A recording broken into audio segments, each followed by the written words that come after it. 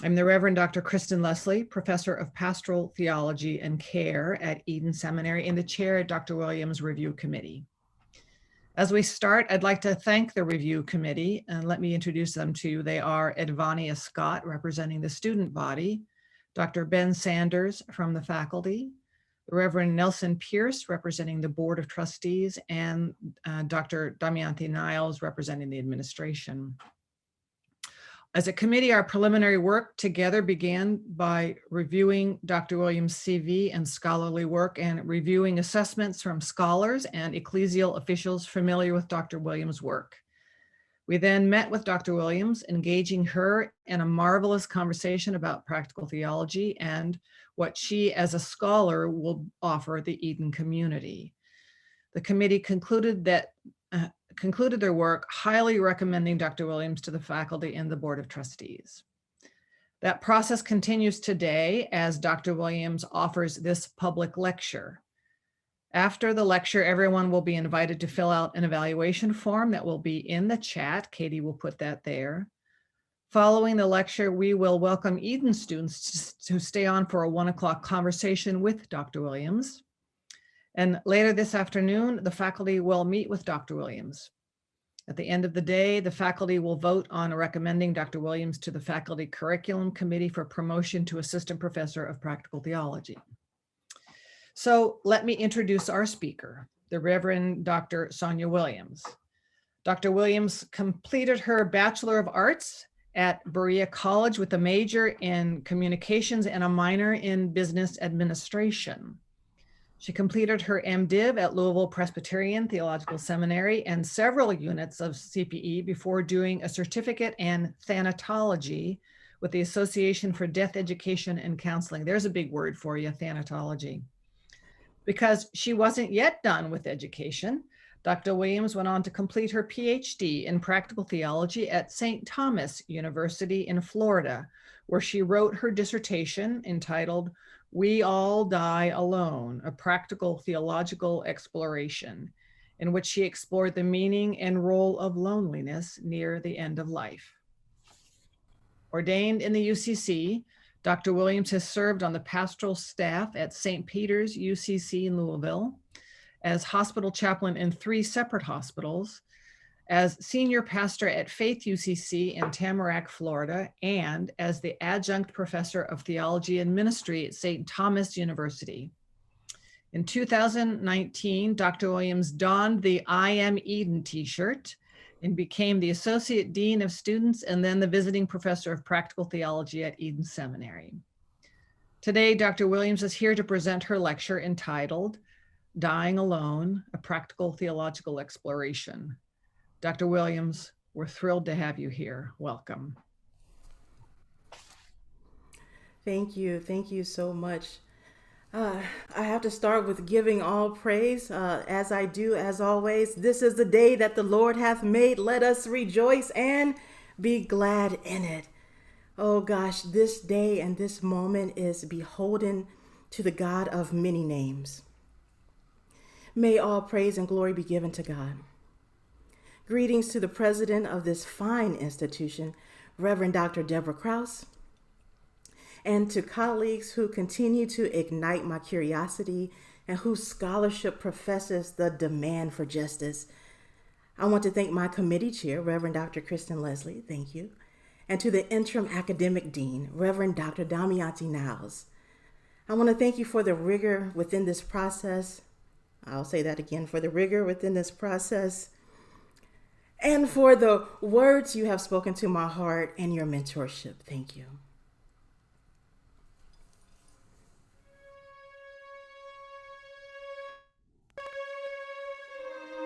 The moment before I ring the doorbell and after I ring the doorbell, really, sometimes you're anxious, not knowing really how things will open, you know. When somebody comes to open the door, you don't know what to expect inside. And I know that all I have to do is to be there for them. The presence of somebody who is dying in the house can be overwhelming for many patients and their families, and sometimes there's a lot of anxiety. So I come just to bring a calming presence. not knowing really what I would expect, but just to be there for them. And then they will teach me, in most cases, how to care for them. That sense of loneliness and isolation from life, it causes a lot of existential despair. And those are the three most things that they express to me. And my goal as a chaplain then is to help them to make sense in this new reality. How do you find meaning when you feel useless? How do you find meaning when you feel isolated? How do you find meaning when you feel disconnected from community, from God? How do you sustain your sense of humanity? And those are some of the things that I help the patients address in this journey. So I become, in most cases, their companion, their friend, the journeyman that journeys with them in these journeys. And I make sure that I visit with them and share, listen to their life stories and help them have at least a sense of dignity in life. For me, being there for somebody at the worst moment of their lives and them inviting me to journey with them, I look at it as a sacred opportunity. It's a very spiritual experience to be there for them. And in that, I gain my energy knowing that they were happy.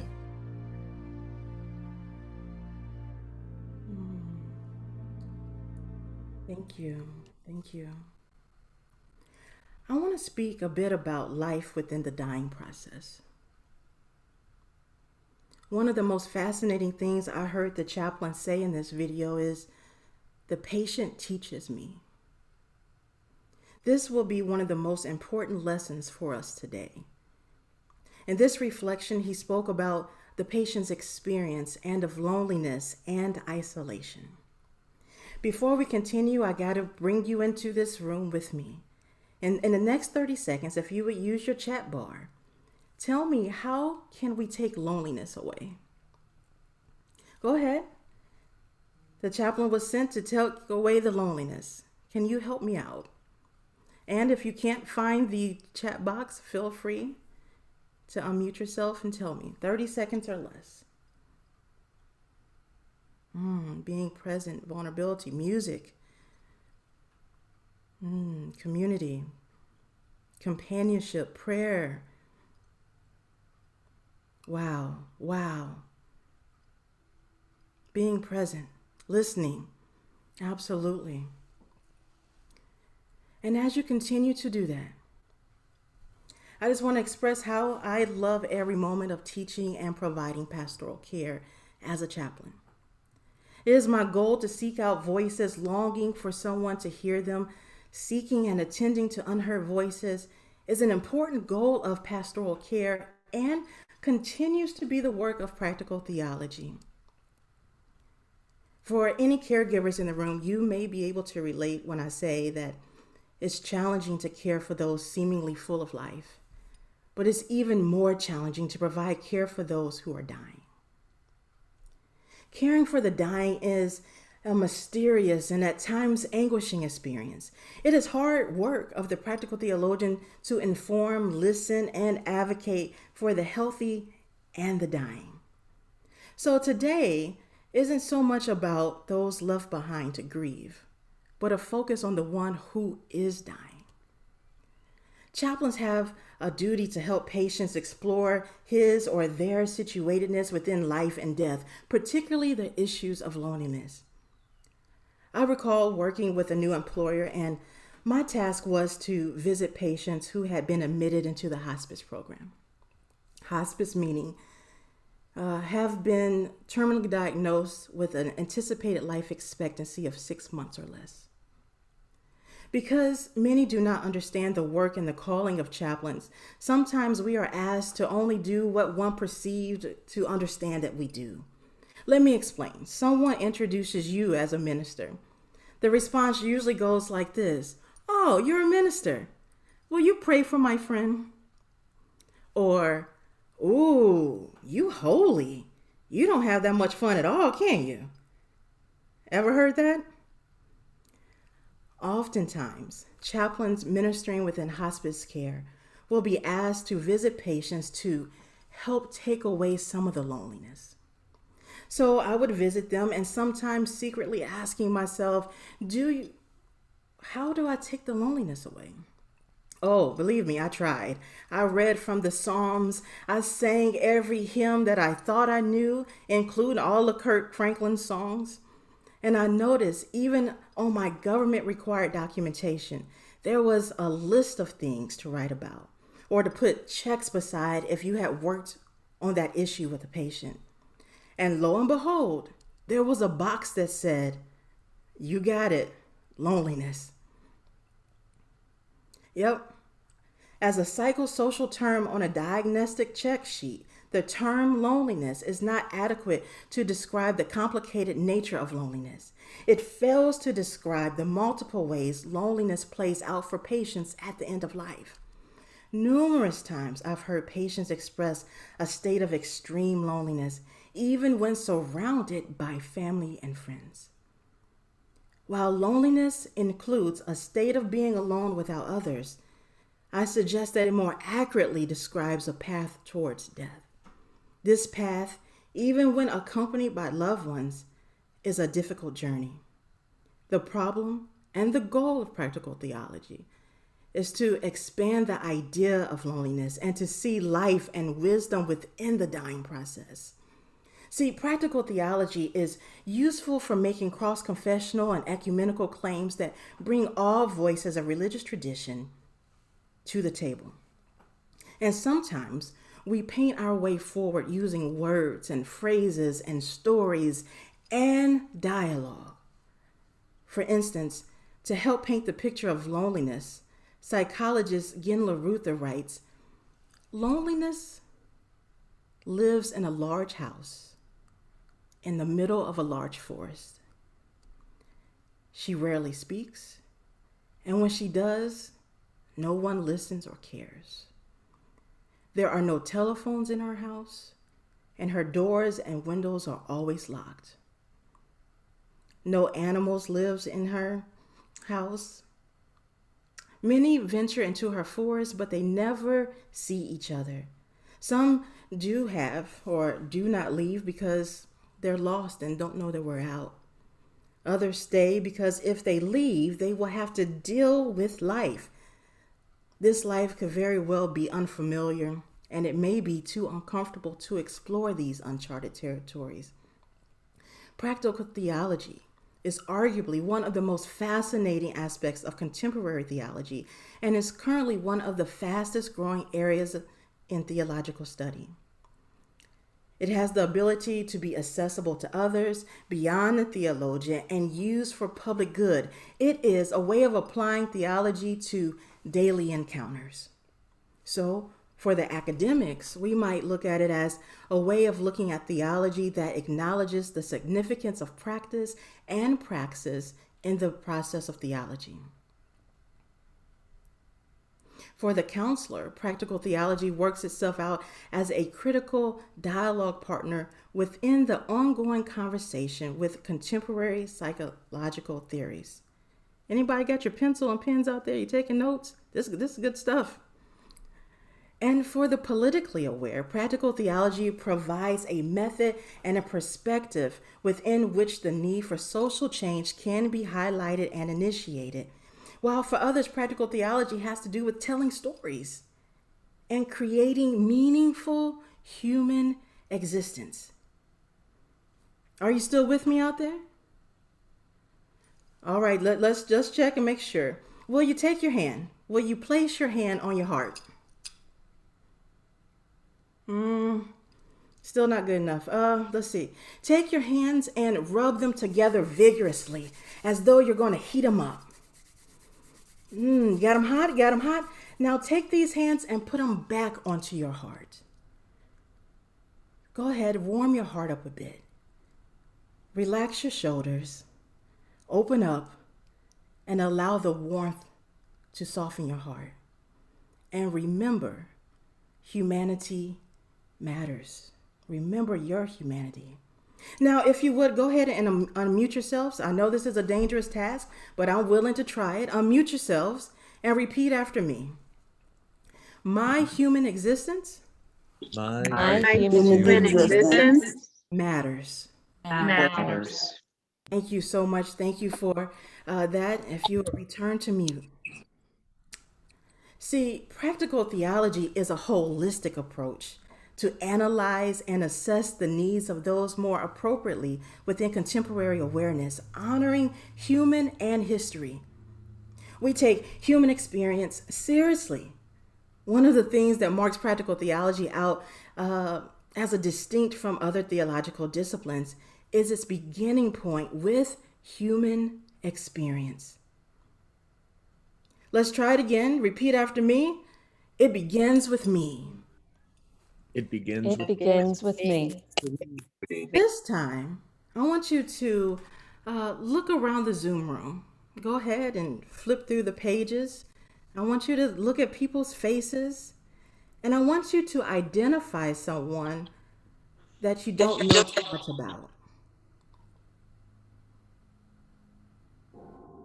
Are you looking? Do you see them? All right. Now this time, I want you to go ahead and unmute yourselves. And I want you to wave in the camera as though you're trying to get their attention. Do you see them? Do you see that person that you pointed out? And this time, I want you to say that, what do I want you to say? I want you to say that it begins with your experience too.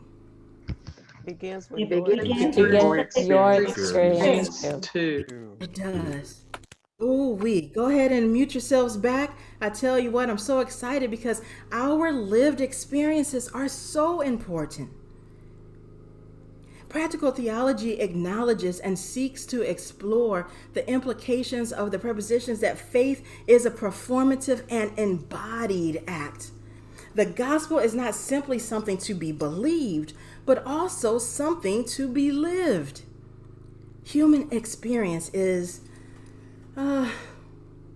it's a place where the gospel is grounded, embodied, and interpreted and lived out for the world and the common good of all people. The practitioner, that's me, that's you, and we ought to take seriously and incorporate the fullness of diversity of human experiences, regarding them not simply as illustrative material, but as unique moments in the drama of divine revelation.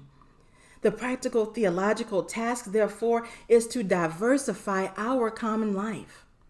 As such, practical theology has the ability to honor diversity, weaving together mysteries and experiences. The conviction to be relevant, allowing that diversity is strength and the beauty of a discipline that, in various ways, is committed to the possibility of encountering God within the diversity of human experience. As God speaks, practical theology hopes to reveal that the still small voice of God is in the dry places. That is in the diverse places. And that it's in the lonely places. And wherever God calls, even unto death.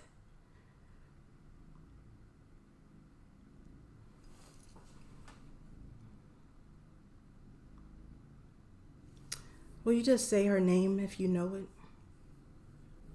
Say her name. Sonja Bland.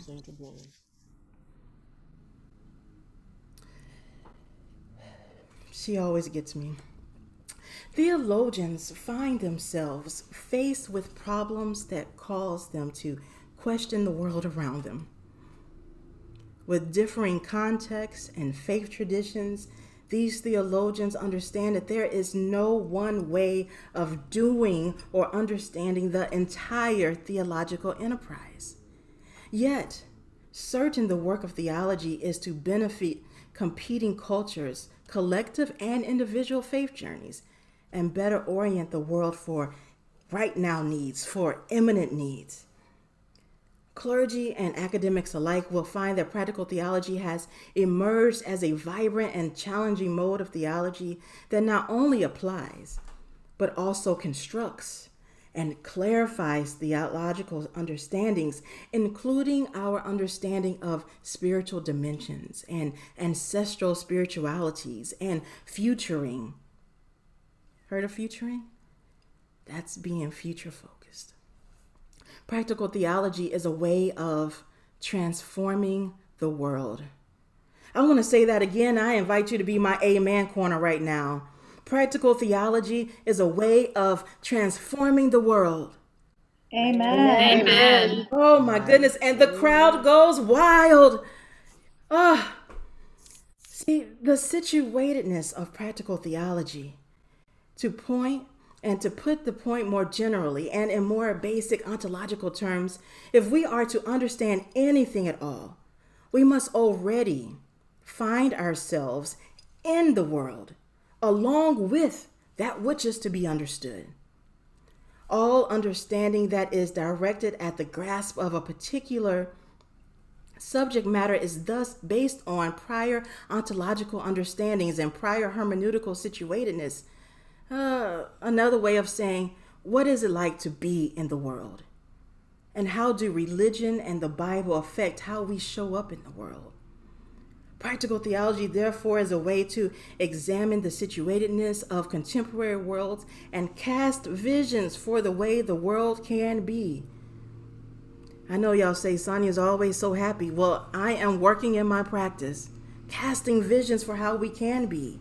See, looking at the world in past tense as the way it was assumes that we have entered a new world and the past is no longer relevant.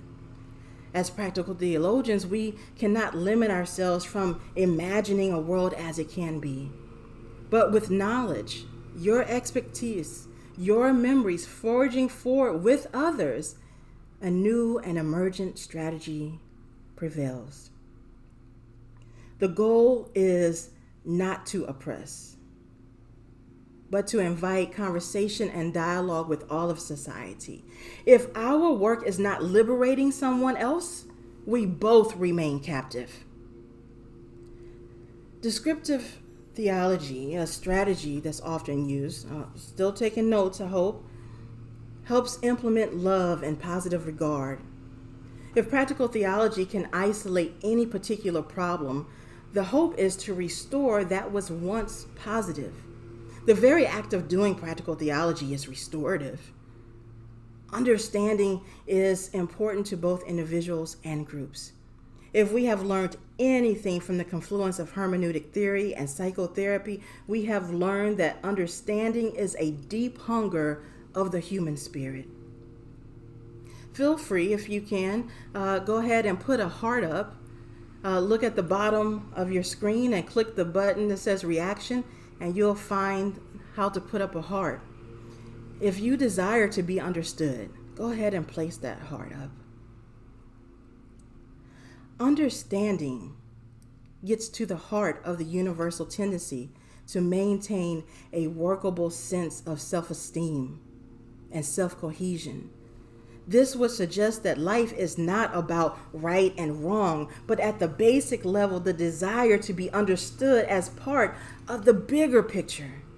More easily stated, I want you to take this to your kitchen table and munch on it later, because we know that good conversation happens at the dinner table. Listen at this. I believe it is difficult to maintain either an individual or group identity if people feel deeply misunderstood. Ourselves or our identity depends heavily on the attitudes of others towards us. Now, granted, sometimes it is cool and the hip way of being defensive, saying, I don't care what people think of me. But I find that at the core of humanity, being understood is paramount. I might even would say that being affirmed and seen in all of my humanity is paramount, and being understood is the benefit. If you would you place in the chat something about who you are that you wish others would affirm, that you wish others would slow down and see in you and about you? Write something that you wish your authority figures would affirm. What is it that you wish that your mom would affirm? What is it that you wish your employer would affirm? And if you can't get into the checkbox, I'm willing to listen. See, I'll start. I want someone to affirm the kinkiness of my hair. Maybe it's my African understandings that we must all get there together. I want someone to affirm that my lived experience matters, that my context, my community, my church, where my feet walk matters.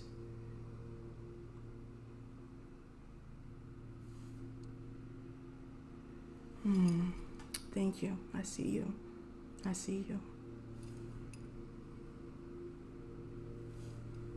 Practical theology moves beyond intellectual concern alone to a praxis of experiencing, understanding, and responding to everyday events in a way that expresses the joint heritage of Christian traditions and the human and social sciences.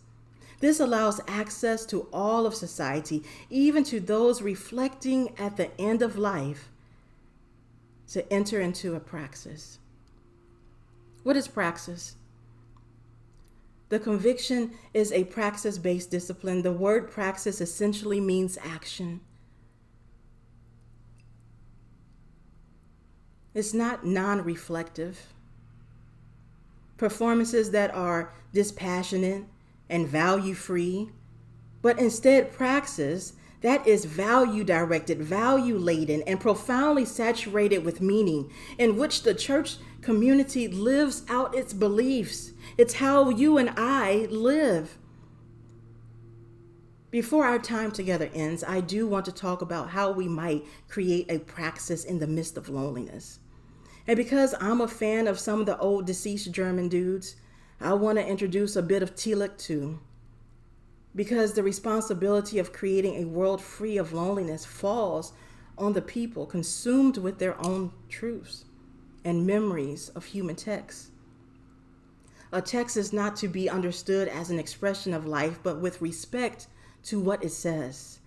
I am a text. You are a text. The person dying is a text. Paul Tillich, a German-American and 20th century existentialist philosopher, created a method called correlation. He was ordained as Lutheran. His method of correlation brought together two entities to find an answer. Tillich's aim sought to correlate existential questions that were drawn from human experiences with theological answers offered by the Christian tradition. Tillich's hope was that Christian symbols, along with scripture and truth, would provide answers for people in their unique situations. Though he brings an anthropological approach to this method, it does not leave truth to be derived from the person alone.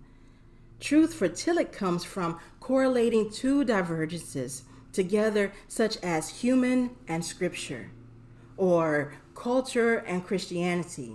Thus, the answer arises in God's revelation. To help us get to a new revelation, I'll look at the human text and Christian tradition.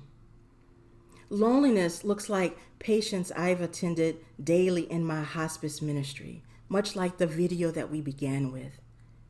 Human text, for example, the patient who lives in their spacious riverfront home or away from society and who lacks a family because she outlived them all. She only has hired caregivers who tends to her thirst. And no one calls her other than, let's say, Walgreens Pharmacy. Access to the outside world seems miles away because she's unable to walk. Consequently, television is her only companion. This patient has not driven in years, and she shares that the world beyond her window does not include her anymore. And sometimes when my patients feel safe with me. I will learn of the visitors that come and pass high above their bed. They come, but they never stay, she said. I asked her if she's ever scared, and she assured me that she's not.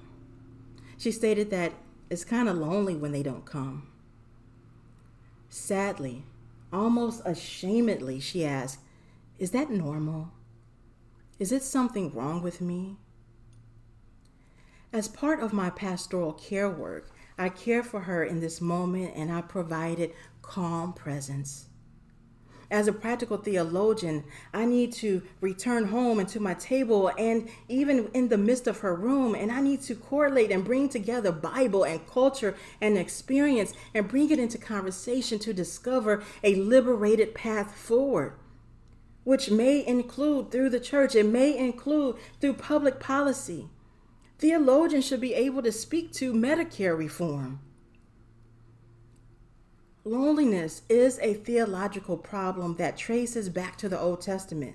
Both the traditions of the Old Testament and modern Christianity preaches about living a good life and teaching congregants to pray for your health and healing. Hallelujah.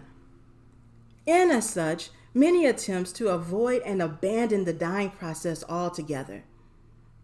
Patients have repeatedly told me they never or rarely think about death until it's upon them.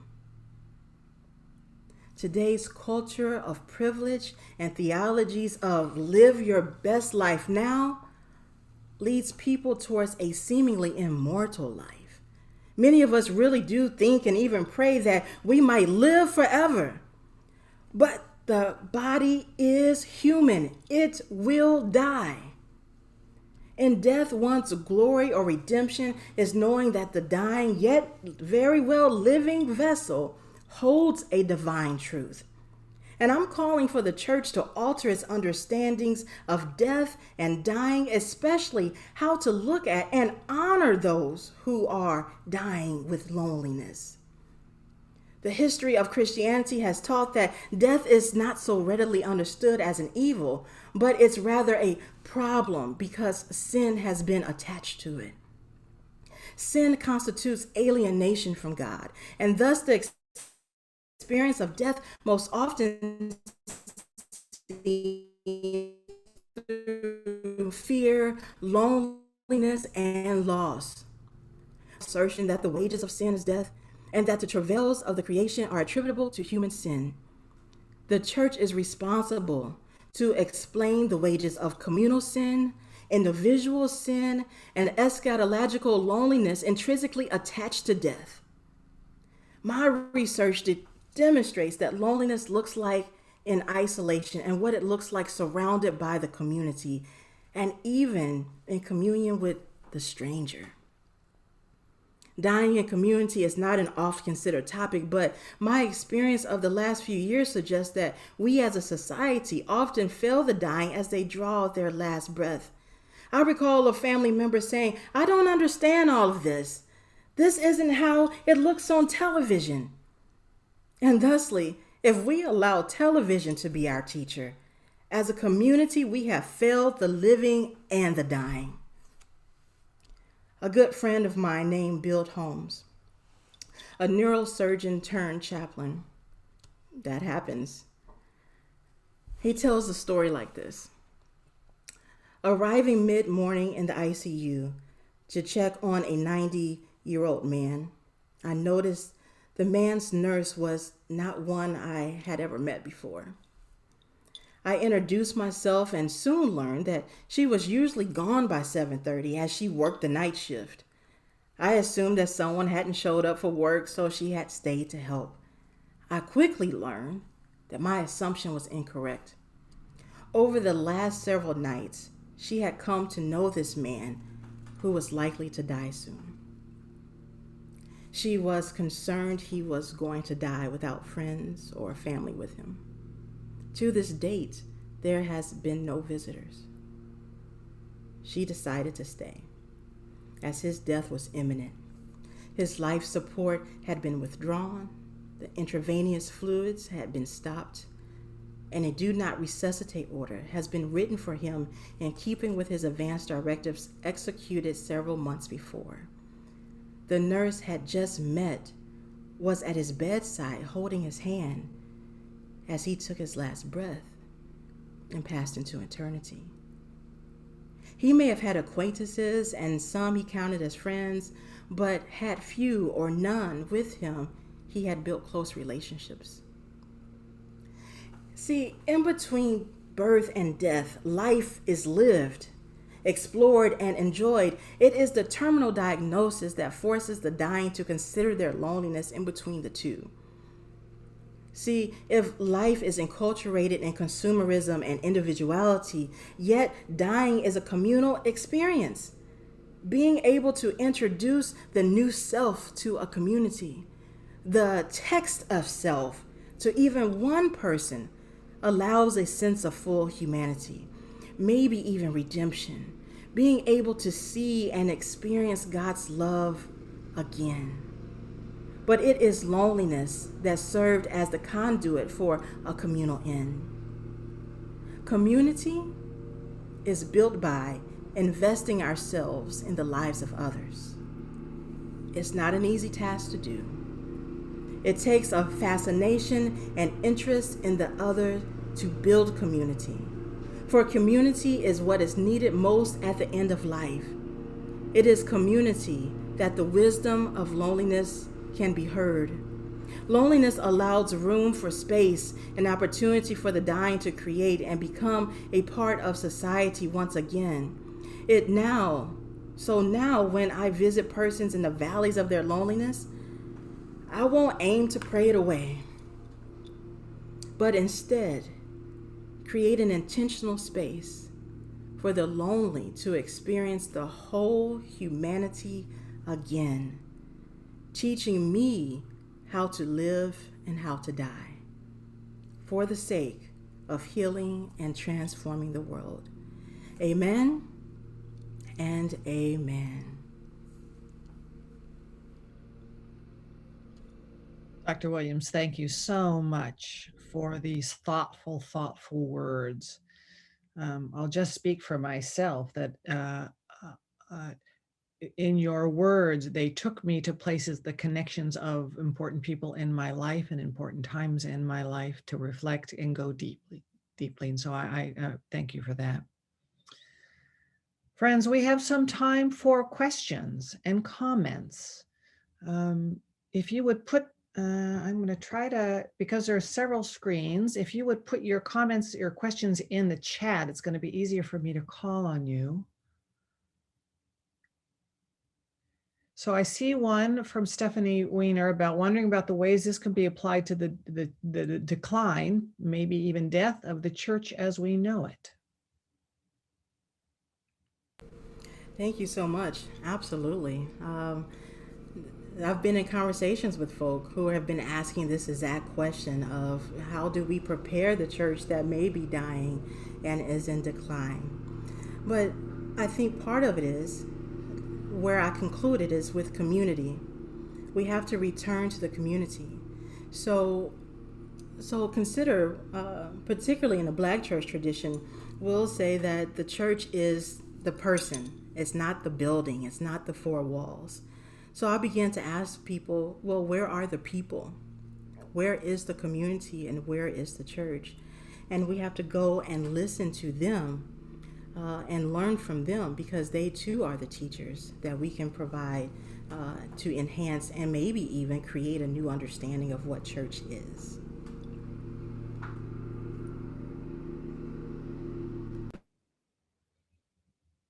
Dr. Williams, I have a question.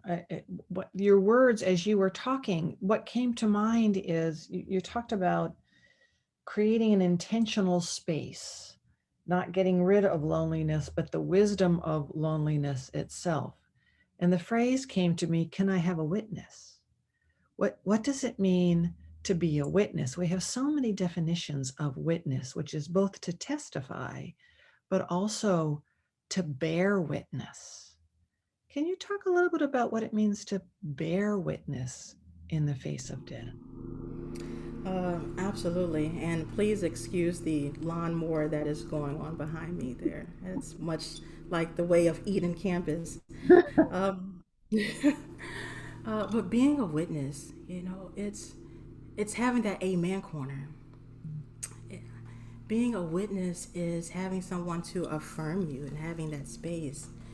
One of the things that I realized, even when speaking with and sitting with others, I would hear people tell of their life, and they wanted to know that they made a difference. Some of us live life harder than others, but at the end of the day, we want to know that our humanity mattered. We wanted to know that we've touched someone, and that you will be a witness for their life. So often folks want to leave a legacy, and that legacy is not always about leaving behind $1 million home. I'm almost convinced I won't be leaving one of those behind. But what are the notions? What are the understandings? What are the beliefs? What are the spiritualities? What are the survival skills and tactics that I can leave behind to help someone else be liberated and to create a future forward?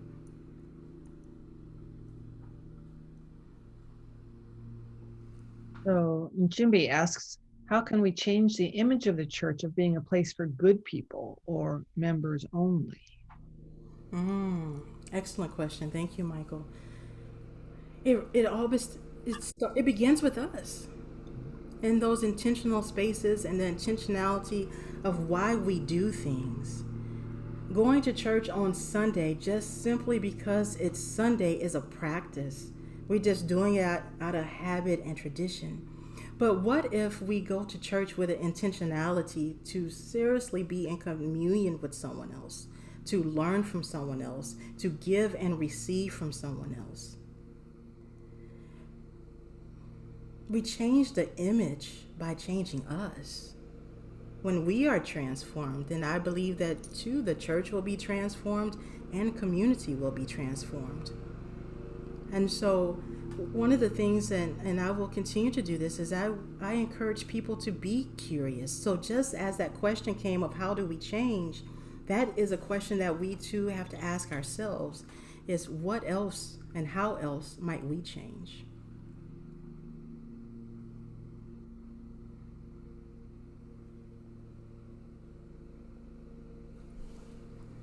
I see one of the questions, what are you most excited for? Or what is one of the things you're excited about when you look to the future and your work at Eden?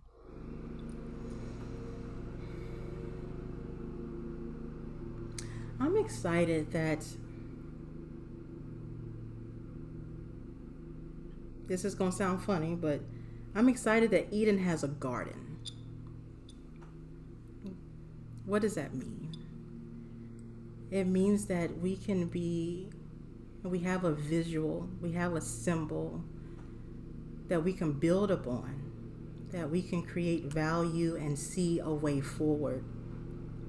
Eden is a place where hope is established, where hope is present.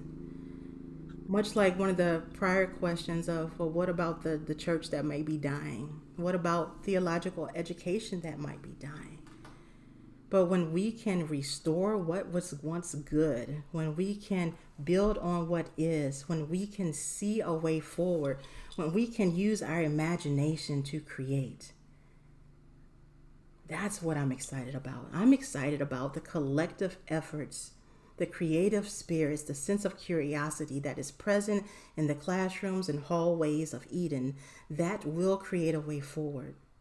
When I look at the past, at where our alums have been, when I look at where the placements contextually students are located now, when I look at the scholarship of the professors who are already in place, when we put those things in conversation together, we can create a way forward. And I'm excited about where we can go. Thank you, Bonnie.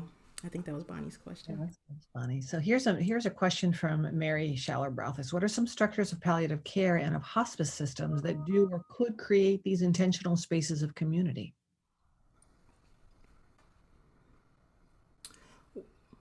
for clarity, where are those spaces already created? What are the some structures of palliative care and of the hospice system that do or could create those intentional spaces? So as I read the question, what's already existing in those models that could give us some guidance to those intentional spaces of community? Thank you for that. So one of the big things that I really am almost impressed with in those systems is the development of interdisciplinary work. And so what that really means is allowing different people from different fields, different opportunities to come and sit at the table. So for instance, in hospice work, you're going to have a doctor, a nurse. So usually they meet and they're going to talk about one patient at a time about what's going on and how to provide care. And so you have a nurse, a doctor, usually a social worker, and a chaplain, and sometimes maybe even an aide or someone from the community to be at that table. And so the medical professional might go on about the aches and pains, the hurts, or how this pain just won't go away regardless of how they have provided medicine and what treatments they have provided. And they've gone up 0.5 milligrams and they've gone up to 20 milligrams now. And they say, I just can't figure it out. And then the chaplain usually sits back and says, well, have you asked them when the pain started?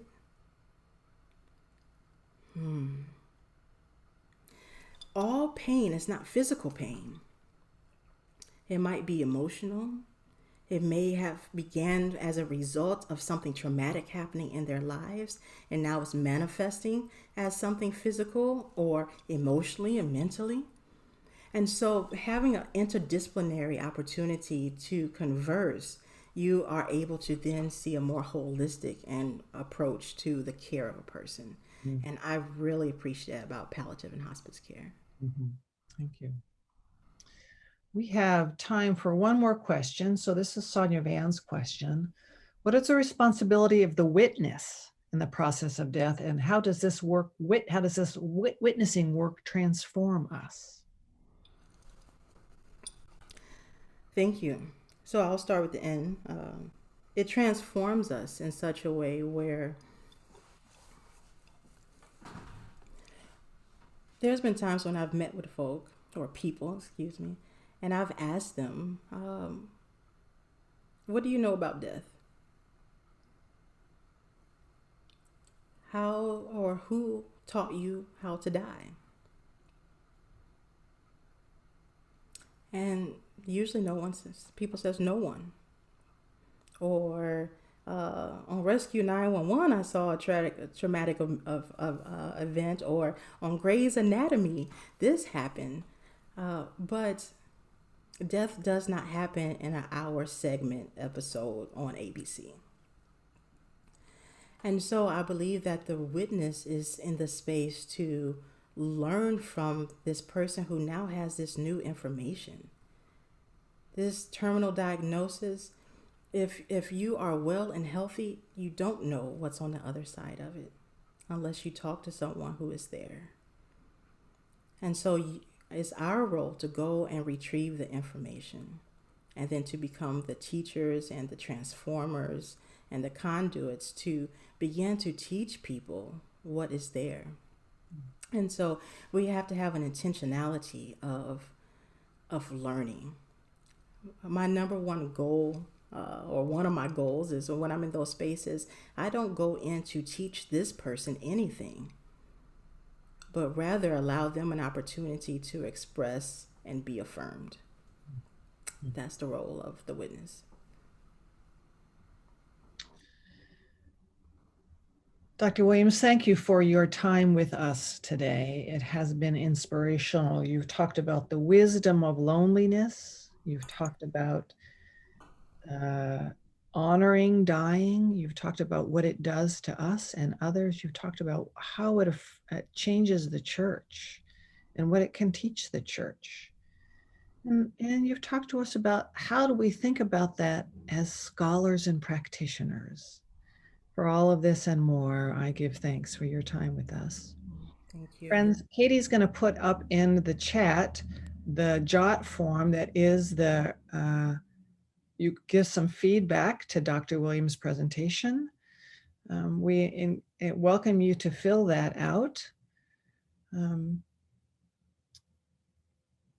We will soon be transitioning to having the students, time for the students. So if there are any final comments or questions from the community here, we would welcome that. We're getting some lovely responses in the chat there, Dr. Williams. We'll make sure and save that so that you can see that afterward.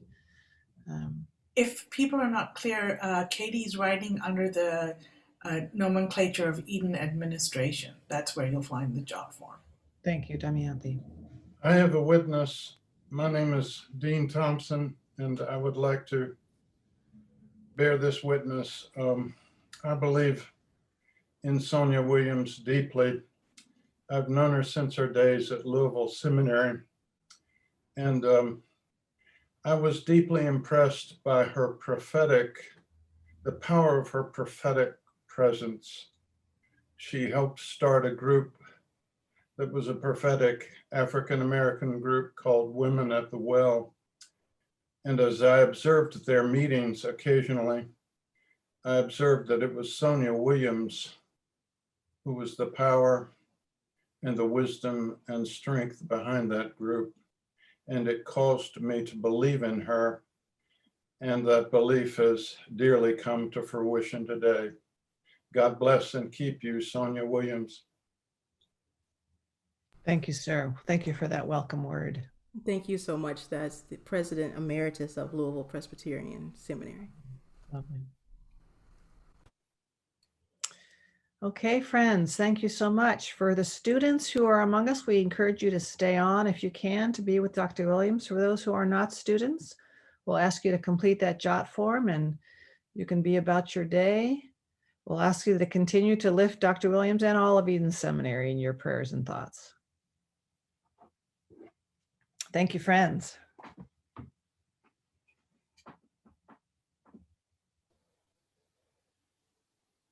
I guess I can get started, huh? Vaughn, let's wait. Let's until we know that. Okay. Let's see who the crowd is here.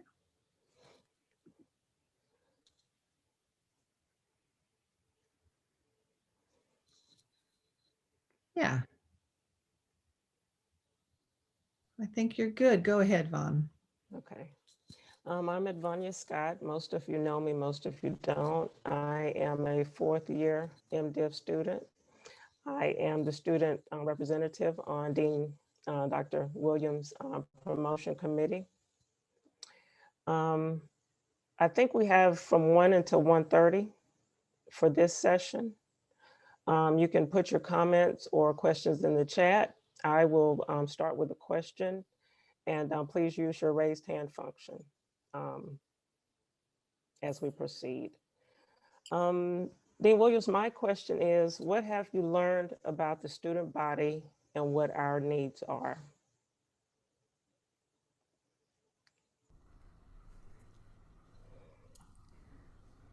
You didn't start easy for me. Oh, I'm sorry. No worries at all. Thank you so much, Edvania. I've learned so much from the student body. What I'm learning is that life continues. That I'll start this way. When growing up, I used to be the one who would walk around the house beating on the walls. And on Sunday evenings, I would put on my church shoes and dance because that's when the tap dancing shows. It was like something about the stars or something, right? And so I was going to grow up to be a tap dancer and Sheila E., right? Like those were like big things. Yeah. And then you go on to develop who you are and you begin to work in particular areas of your calling. And sometimes that's in business. Sometimes that is being a janitor. And what I realize is that sometimes your calling changes. And And the students continue to show me that when they're sense a new call, that they come here so that they can begin to learn again and work in that new calling. And so I'm so appreciative of learning from students, and they're able to bring in their own knowledge from their various fields of expertise. So that's part of it. The other piece of it is I've continued to learn that the needs of the community are deep. That the students represent the community and represents the church. So this year alone, we've had an increase availability and focus from leadership into the classroom, talking about persons with disabilities. And that is because students came to me and said, hey, where am I represented? I continue to learn from students that life happens, particularly since we've been here at COVID. We are all at home. In the middle of my most important presentation, the lawnmower man shows up, cuts my grass, right? There are some things that we can't control. And that took some learning, right? So for some of us who are disciplined and about the rules, and don't get me wrong, I have a lot of fun, but when I'm not on screen, I'm looking at policies, I'm looking at rules. I want to make things happen, right? And so early on, it was the students who wrote me emails and said, hey, life is hard at home. And so from whether it's classroom, whether it's societal, whether it's at home, students continue to learn if you are able and willing to create the intentional spaces to learn. So much like I created spaces for those who are dying that I can listen, I've also created intentional spaces for students so that we can continue to learn because they too are the teachers. Awesome. Does anyone else have questions for Dean Williams? Sabrina? Hi, thank you for your presentation, Dean Williams. My question is easy. So as a member of faculty, it must have occurred to you that you have some classes that you would super like to teach. What are they? Oh gosh, everything really, right?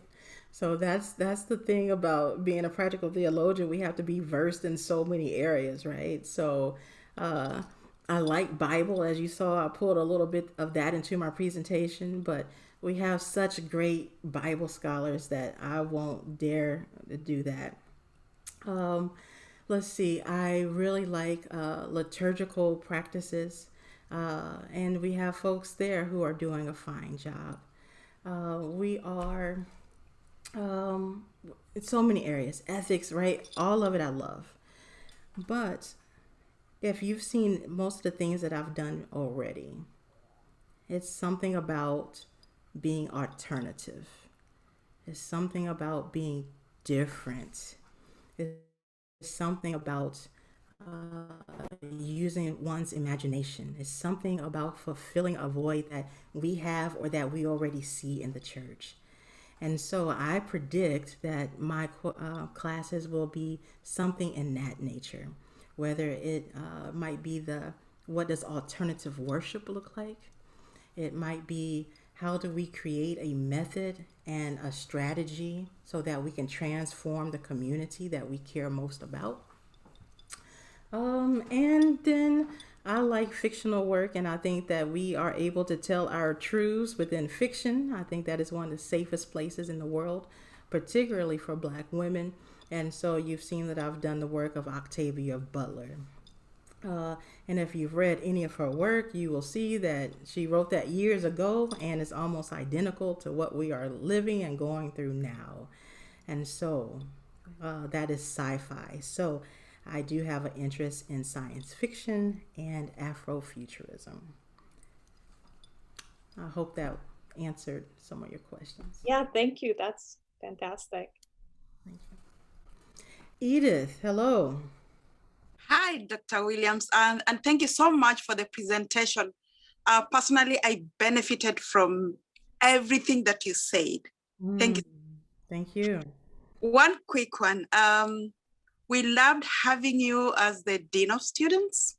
And I'm just wondering, with the wealth of knowledge and the work that you've invested in healthcare institutions, I'm wondering if you will be able to create or form or establish teams at Eden to care for to maybe to attend to the needs of students. Because I know that students too have needs.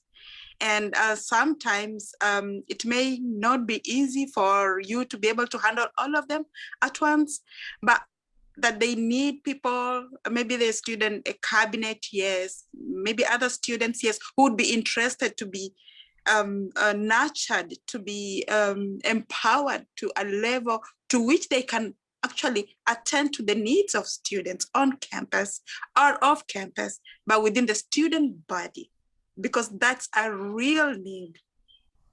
It is a need. I hope you will support Eden to have such teams. Thank you so much. Thank you so much, Edith. I appreciate that. There you go. So with that, I do thank you so much for that. And you are right. I do think that part of our pastoral learning is how do we care for one another? And I'm hoping that that is or begins to be more of the practices that happens in the classroom and, like you say, in the cabinet, where we really begin to practice and create a praxis of how do I care for my colleagues? How do I care for the student or my friend who didn't show up in class for 3 days? I hope that it begins to be an opportunity for us not to whisper to our friends, oh my goodness, have you seen Nicole lately? But instead pick up the phone and say, Nicole, how you doing, girl? I missed you. I haven't seen you. Because if I'm not mistaken, and in my experience as pastor, that's what pastors do. They call their members, they call their colleagues, and they check on them and they offer pastoral support. So that is the one that is paramount that I hope continues or at least begins. Now, as far as something more formal, I'm not at liberty to say exactly what it is, but I do hope that there is a creation of something that will be happening on campus soon that will allow us to have care for one another, where they will be specifically positioned to care for students on campus. That's second. And then my third opportunity is understanding that I alone cannot care for everyone. Understanding that sometimes things are above or beyond what I have time or capacity for. You can't stop into my office and say, hey, I'm really in need of someone. Would you happen to know a therapist? Would you happen to have a contact number for behavioral health? And I do have those resources available. And then for the folks who say, you know what, I want that, I desperately need that, but I can't afford it, then you tell me that too. And then we'll find a way forward so that you will be cared for. So thank you, Eden. I absolutely want folks cared for emotionally and mentally. Thank you so much, Doc. We have a question from Corey. He says, what role can Eden play in teaching pastoral care that establishes the affirming and death comforting community that is pluralistic, incorporating humanism, indigenous beliefs, and other religious paradigms with respect while still being a Christian seminary?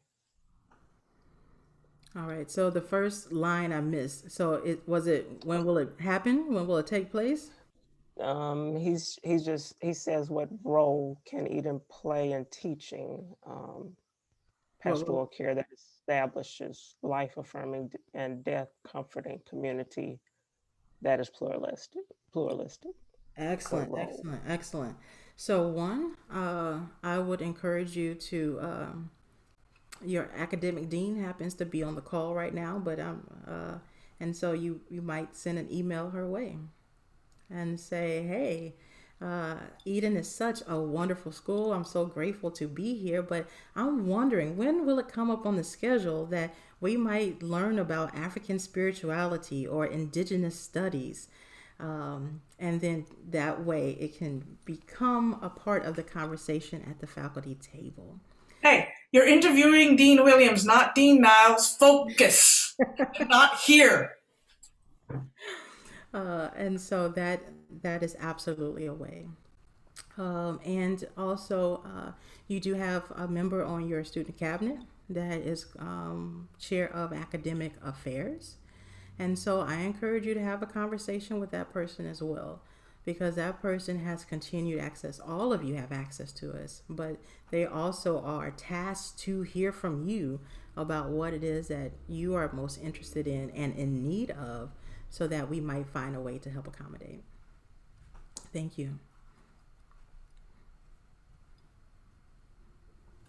Carol has her hand up. Vaughn. Thank you, because I can't see. Oh, okay. Carol Vaughn, Brazil. Okay, Carol. Thank you. Dean Williams, that was an amazing presentation you gave. Thank you. Thank you. My question to you, I have heard and I have worked with you for the last 2 years. I think like you have been a phenomenal resource. Eden could not be so lucky to have you. We were really lucky. But I heard you say definitely about creating intentional spaces for students. And I have witnessed you do that. I wonder, what are a few areas or issues with Eden students that you can think of after you've been here now for 2 years and looking at what the world is today? Can you name a few of those areas or issues that you are maybe even thinking about that you need to create intentional safe spaces for them? And for whatever those areas or issues maybe you're thinking at the moment. Does that make sense, what I asked? I think so. And Okay. I'll answer a question and try and include some of that in it. Okay. One of the spaces that I find, there's probably two at the top of my list as far as where I find people having difficulties. One is around gender and identity. And the other is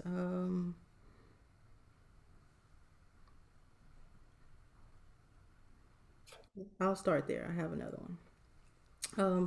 So one of the things that is happening is I have been in conversation with the Human Rights Campaign.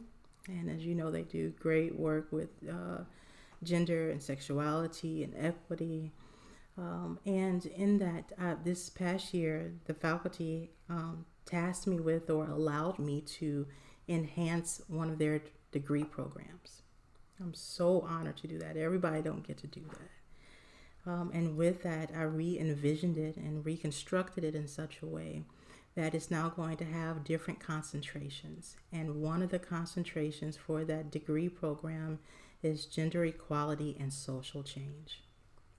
And I've been in conversation with Human Rights to make sure that the curriculum and that we have resources, so much so that the faculty in its entirety has been in discussions with these persons as well. And so that way we are better suited for the questions, for the curriculum, for the needs of society and the classrooms as we engage in furthering this conversation. And some of that is because of some of the folks in this room who came to me with questions. And so for that, I'm grateful and appreciative to you. So thank you. What other things you're asking, do we need? I think that was the question. Yeah, if there is any type of issues or areas that you're seeing students maybe struggling with, or that maybe they need an intentional space for.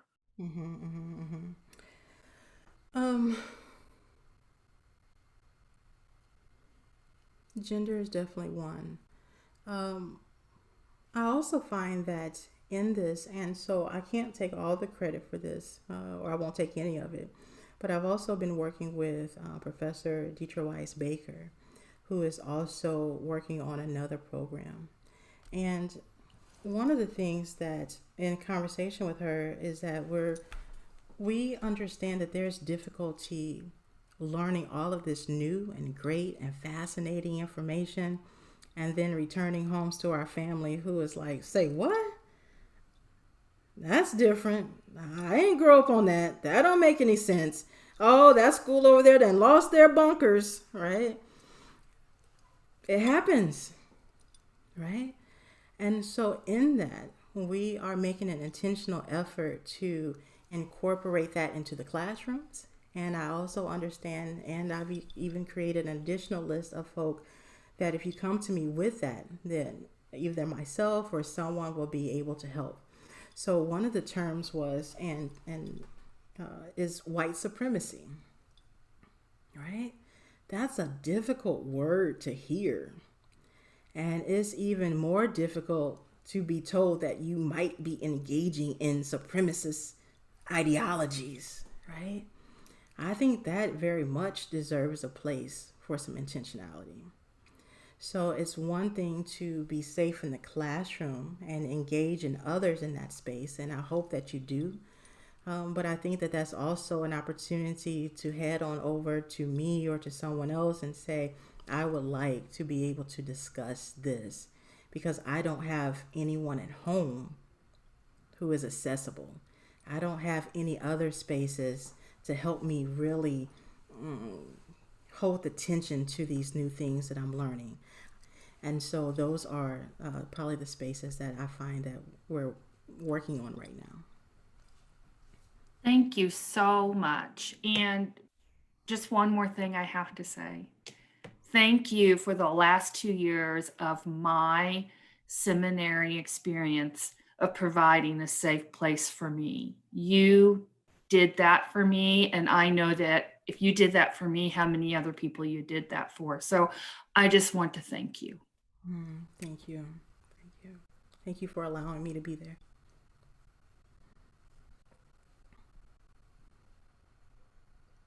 We have any more questions or comments or?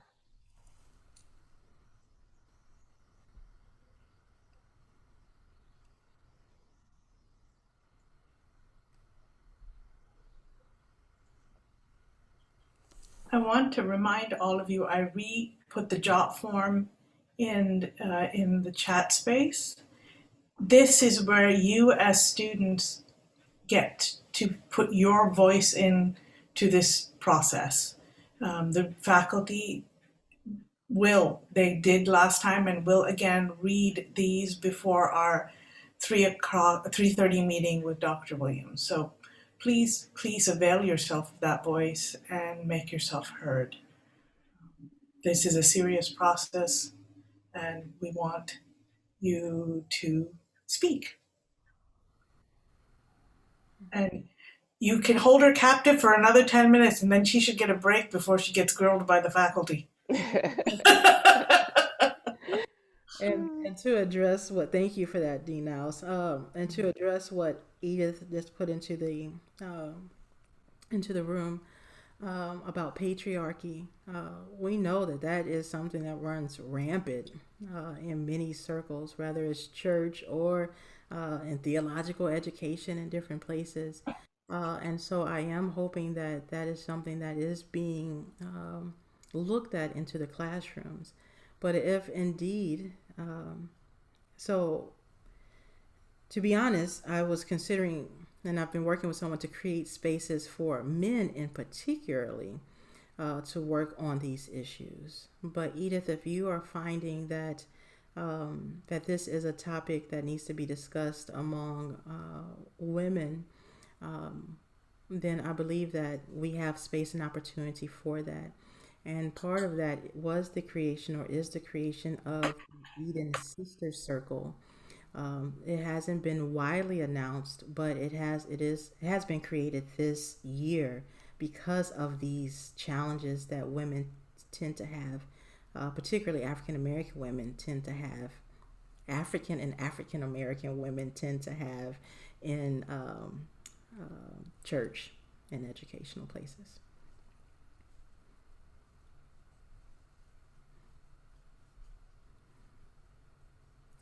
Well, I want to express my deep gratitude for you being here today, and for you coming to my presentation, and for stirring the pot. I want to be, and I continue to practice to live in such a way where I incorporate the challenges